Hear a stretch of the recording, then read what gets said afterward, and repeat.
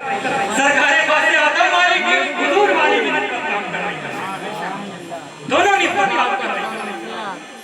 तो जो निस्बतें होती हैं वो हमें इम्तियाज दिया करता है, मुमताज कर देता है, किसी भी शय को उसकी निस्बत मुमताज किया करता है। मेरी जात का कुछ नहीं रखा, मगर हुजूर के दस्ते मुबारक अगर मुझे मिल गए तो मेरी निस्बत ऊपर हो जाएगी।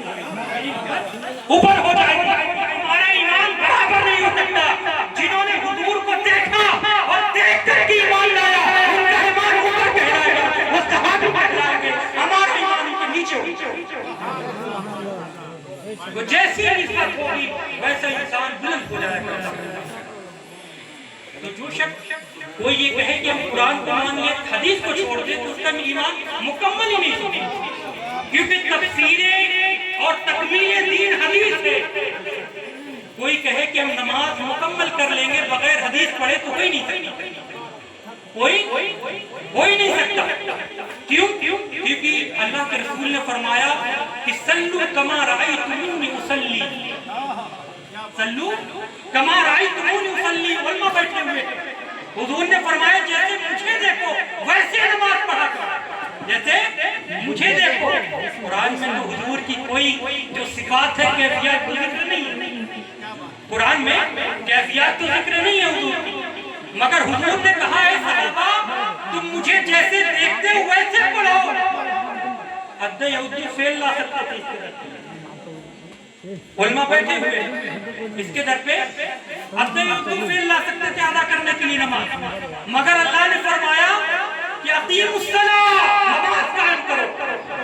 तो जब कायम के माने में ना दिया तो फरमाया सल्लू कमा रअयतुमूनी उसल्ली, यानी जिस तरह मैं पढ़ता हूँ अल्लाह की खशियत के साथ नमाज पढ़ता हूँ, उस तरह तुम पढ़ोगे तो कायम। सुभान अल्लाह, हक है हक। और हुजूर से मुंह फेर करके कोई कामयाब नहीं हो सकता।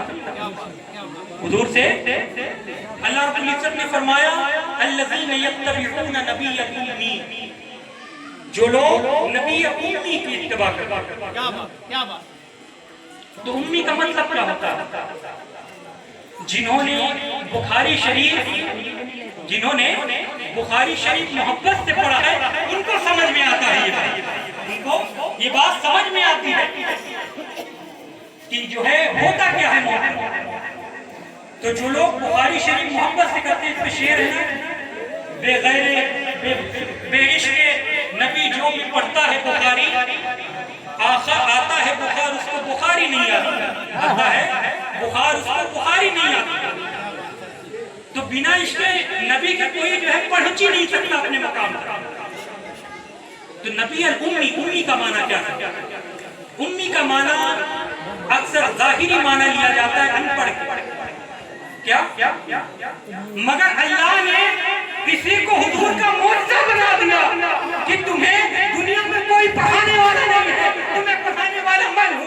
वअल्लमका मा लम तकुन ताअलम, मैंने तुम्हें वो तमाम चीजें पढ़ा दिया जो तुम नहीं जानते, जो तुम नहीं जानते थे मैंने तुम्हें पढ़ा दिया।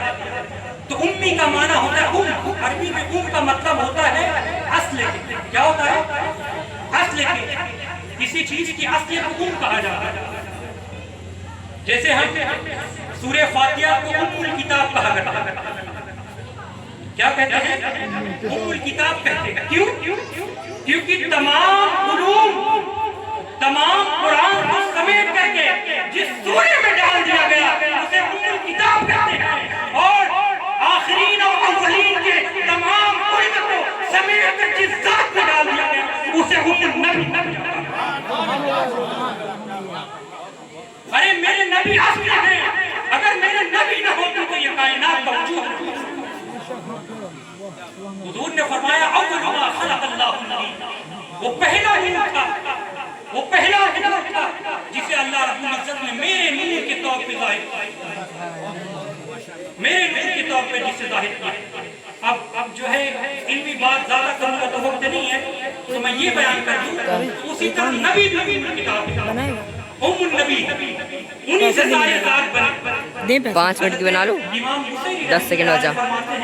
कहाँ से लाया था? मिन नबी कुल्लु मिन रसूलिल्लाह, हर कोई रसूल अल्लाह